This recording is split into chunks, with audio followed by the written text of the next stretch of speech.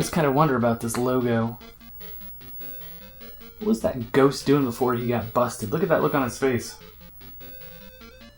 He definitely got caught doing something. Activision's Ghostbusters for the Sega Master System. Every gamer has games that they love from their past that weren't very good. We all got that one game for our birthday that we feel the need to defend because we enjoy it, despite its flaws.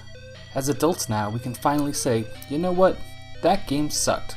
Except for Ghostbusters, because it's the first game I ever owned and I love it and it's perfect, so shut up. So here's the list of everything that's perfect about this flawed and unique game.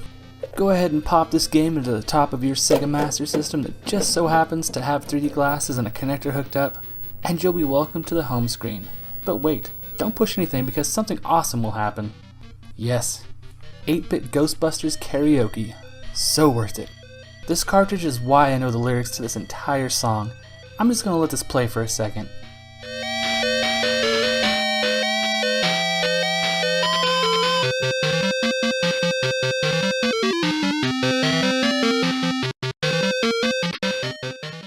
Ah, so good. Before getting into the game nitty-gritty, let's talk about David Crane, the man who made this entire game in 6 weeks. Mr. Crane was one of the top programmers at Atari who was sick of getting screwed over by management and left. He would later leave Activision, the company he helped found, for the same reason. The game that David Crane is most known for is the massively successful Pitfall, the second best-selling game for the Atari 2600, with Pac-Man being number 1. Pac-Man for the Atari 2600? That game is awful! He was also the programmer for The Simpsons, Bart vs. the Space Mutants, and Night Trap. Yep, that Night Trap.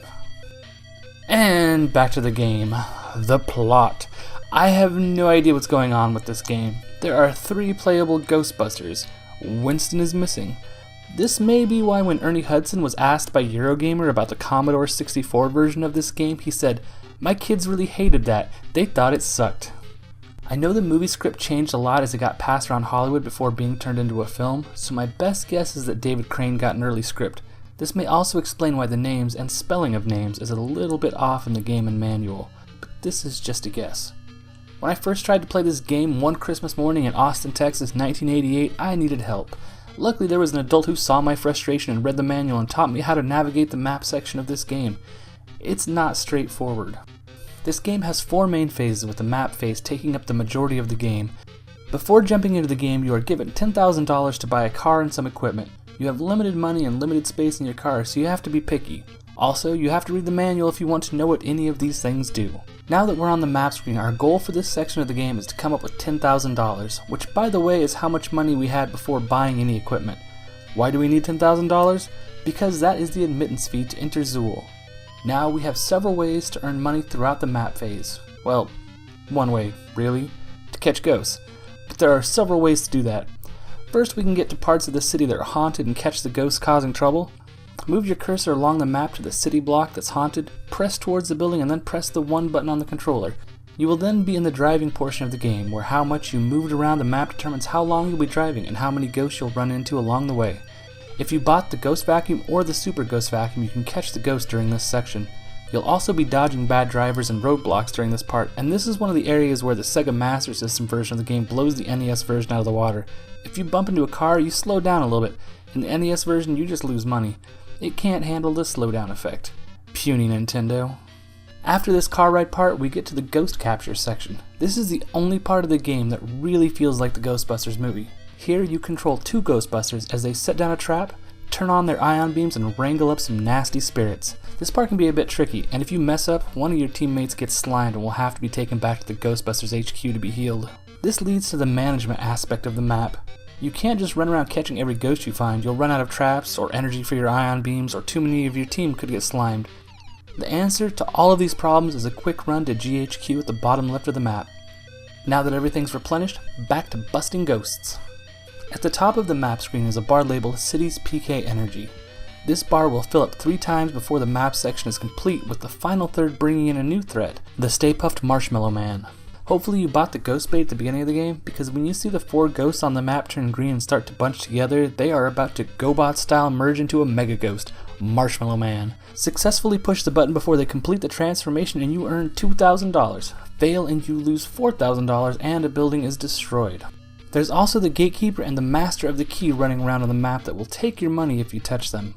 Yeah, master of the key. That's what it says in the game manual. I don't care if the movie says Keymaster, this is the perfect game from my childhood. Now, to spoil this part of the game, the easiest and fastest way to beat the entire map phase is to not play.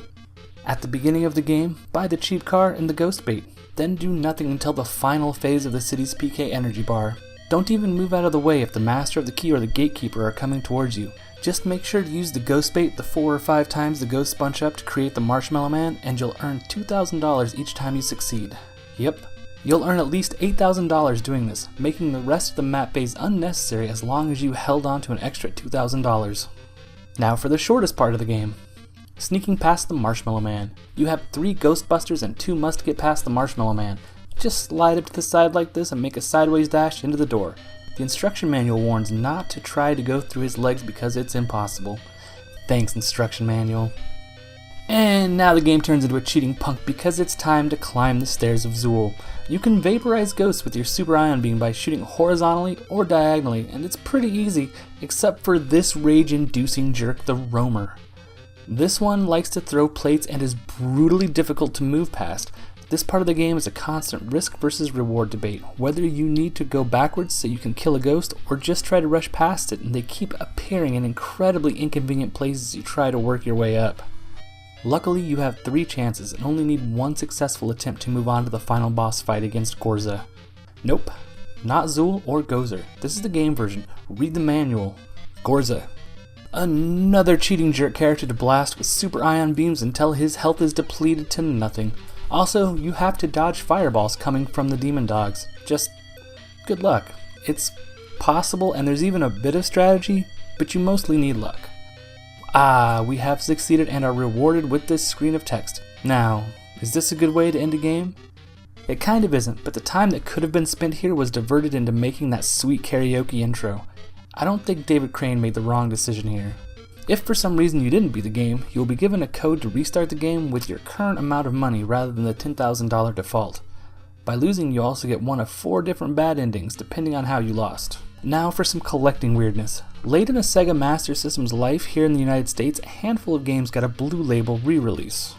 Ghostbusters is one of these games. I've seen the Blue Label cart before, but I never bought it because it was missing the case and manual. I've read that the manual is different, which I would be interested in seeing as the Red Label manual is kind of a mess. Grammar problems and weird spelling and even directions for a part of the game that doesn't exist. Press buttons 1 and 2 to get both Ghostbusters out of the car? That's not in this game. This Blue Label version is incredibly difficult to find. In fact, I don't think the most well-known Sega Master System collector, the immortal John Hancock, has even found a Blue Label Ghostbusters complete. So keep an eye out.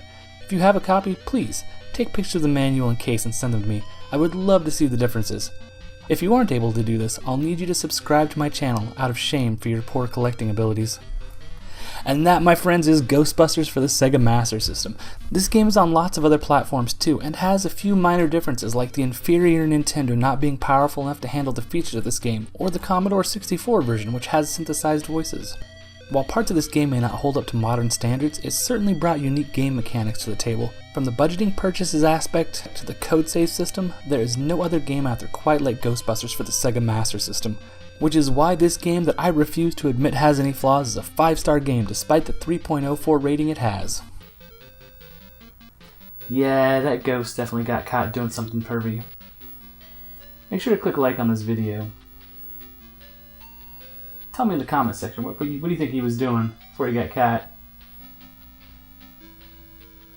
Nah. That look.